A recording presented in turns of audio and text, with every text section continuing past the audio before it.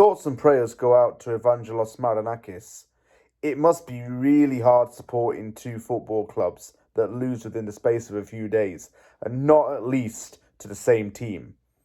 Not only did West Ham beat Olympiacos, the club he owns in his homeland, but it also beat Nottingham Forest, the club he owns in England. God, can you imagine that? It's going to sting more than the white-suited driver on Top Gear.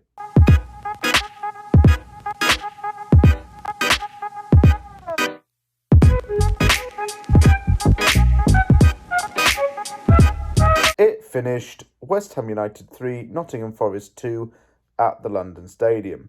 I don't mean to sound lazy to begin this video, but I'm recording this from my bed. It's around 11 PM at night at the time of recording this particular clip. And even though the desk that I use to usually record from the Envelon is right next to me, I'm too comfortable. And since my laptop and my phone were right there, I decided just to do it in bed anyway. Yeah. It's my day off work, guys. Come on.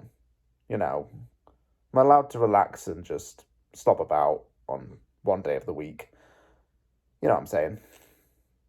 Probably should do a bit more YouTube on those days off, but I like to just relax and take it easy, as the Mika song said.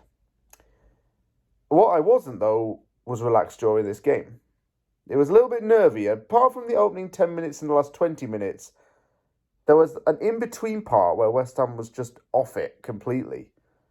And the fact that we conceded 2 goals within that off period showed that we still got a little bit to do in terms of concentrating on the game. However, we got this result, we needed this result, and it's a positive overall. Back into the top half of the table and 3 points from the European places, and, most importantly, back in the race to qualify for Europe again next season. Forest still in a relegation fight, and a lot of Forest fans had a few things to say about certain players from their own side after this game. Let me talk about the team as per usual. This was the team we needed. That team was just absolutely top-notch stuff. Areola in goal, Sofala Emerson as the fullbacks, again Zuma back as a defensive duo, a midfield of Soucek, Alvarez, Paquetá, Kudus and Bowen leading the attack, Antonio benched. When he makes comments as well, saying stupid things, I can't even remember what he said, but he said something along the lines of, like, West Ham, we know we're in bad situations, all we've got to do is win, it's that simple. It was words to that kind of effect.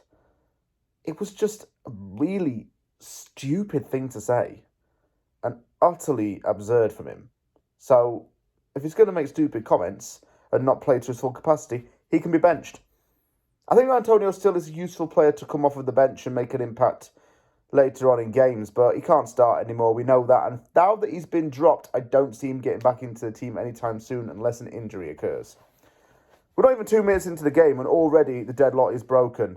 Nicolas Dominguez from Forest has an absolute shocker here. I think he tries to pass the ball and ends up striking it against the leg of his teammate. The deflected ball goes into the path of Lucas Paquetá. He's from outside the box. He drills a left-footed shot low into the net past Forest goalkeeper. 1-0 West Ham. Does the iconic Noble celebration against Huddersfield that. He's also done the Di Canio that as well. This guy gets it. This guy gets it. Lucas Paquetá does everything, man. Tackles, defends. Is there anything he can't do on this planet? I don't know. You tell me. I really don't know.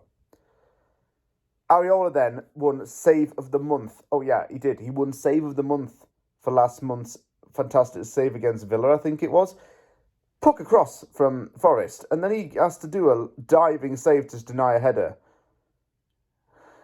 Fantastic yet again for him. He was actually starting to command his box a lot more.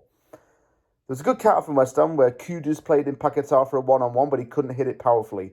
Quite tame, but a good creative chance nonetheless. Kudus is just so impressive to watch. I say it's about him week in, week out. He's just so fantastic to watch play. But someone who isn't at times is Edson Alvarez. The guy is a working machine. Okay, he's a machine of a midfielder. But he's got to stop striking from distance. That's the one criticism I have of Edson Alvarez. He likes to shoot from distance, and he's not that guy. He's not that.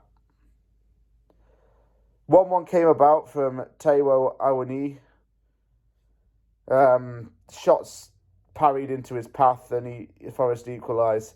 Still think there was a foul on Souček leading up to that goal, but whatever, it wasn't even given. Morgan Gibbs-White was the one who actually had the shot parried.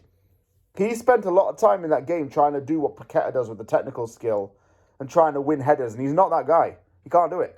I think he's a little bit overrated, in all honesty, and Forest paid way too freaking much money for him. Talented, but overpaid and overpriced, in my opinion. Good opening 10 in that first half from us, but then we got off there. We just went into that habit again of just taking the lead and sitting back too much. Second half, Emerson came very close to a tap-in, and he had an unreal game as well going forward. Bit rash with some of the tackles. Kudus was being a bit tough on him. Souček drifted out more as like a winger for some reason, and it seemed like he could go forward a lot more, but not to that extent. And then when 2-1 came, I was just thinking, Moyes out. Everyone in the West Ham group chat was saying Moyes out. Sam and Jacob were on it, saying, oh yeah, get him out right now. Elanga scored the goal. Just a fluid attack, not dealt with at all in the box. Elanga gets it in the box and drills it low into the bottom right corner. It's 2-1 to Forest. But not for long. 2-2 comes around. James Ward-Prowse redemption arc. Who was slagging him off recently, saying that he was crap? I don't think I did. I look back at my videos. I don't think I slagged him off and called him crap, did I? I hope I didn't call him that. He's not. Because he got this corner in. Bowen heads it. 2-2. Moyes in, says the West Ham Irons 2.0 chat. With the tagline, Antonio is dumb blood. Souček then hit the bar after a Taiwo error. Put the Czech midfielder through on goal. If he hadn't taken the touch so heavy, it would have gone off the crossbar and in my opinion. But Souček was looking likely to score a goal in this. He really, really was. He's going forward right now. Again, a certain Declan Rice was holding him back.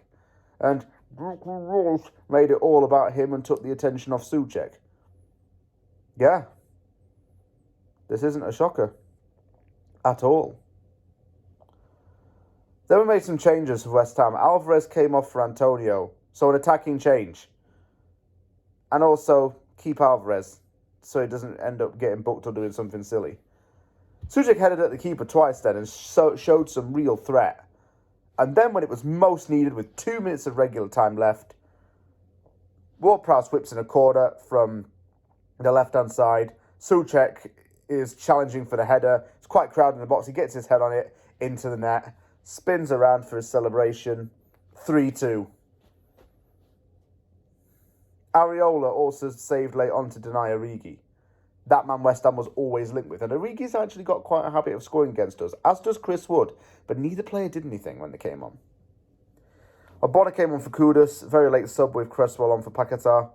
West Ham saw it through and won 3-2. Not only did we have to win, but we had to win by any means we could. And late on, we did it. I'm really happy for Souček. Really happy for him. Because he deserved that goal.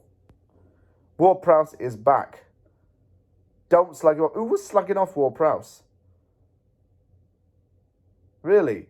We've got some really, really, really subpar nations to play in international break. Why isn't Southgate calling up him instead of Calvin flicking Phillips? You know what I'm saying? Ward-Prowse should be playing there. Common sense, folks. Bowen's obviously going to be in there. 8 goals and 12 appearances this season. Bowen's going to get on track now. In the next 2 or 3 years, he will overtake Mikel Antonio's record. And go down forever as a West Ham legend. I'm calling it now. Bowen's going down a West Ham legend. And we get these once in a generation. We had it with Canio, Noble, those kind of guys. Bowen's next on the list. Paqueta. World-class performance again. Ward-Prowse, world-class midfield performance from him, even though his name's not De Bruyne or Rodri or whatever, so he won't probably get the recognition league-wide as he probably deserves. Areola was good at commanding his box. The fullbacks ran the channels pretty decently. Alvarez helping out that back four whenever he could. Good win. Good win. International breaks come at a good and bad time for us because we've got a little bit of time now to regroup, but also we could have a bit of momentum going on. And we've next got to play Burnley after the international break. I'm going to make a promise to myself to do more videos and find the Red Scouting book, because my mum was asking me on WhatsApp, have you got your book? And I'm like, what book? Because I don't really do any reading of literature. She said, your Red Scouting book. I think it's somewhere like in one of these like drawers or whatever. So if she's watching, I'll just say I'll find it.